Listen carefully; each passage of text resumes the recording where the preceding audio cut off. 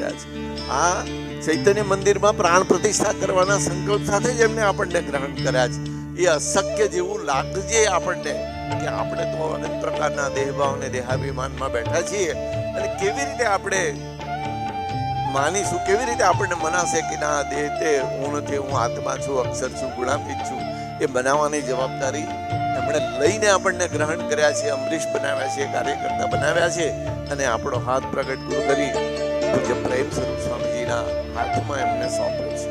ત્યારે એ ભગવાન શ્રી સ્વામિનારાયણના દ્વિશતાબ્દી મહોત્સવમાં સ્વામીજીએ એ એટલા ટૂંકા સમયની અંદર મંદિરના નિર્માણનું કાર્ય કરાવી ઠાકોરજીને બિરાજમાન કરી દીધા.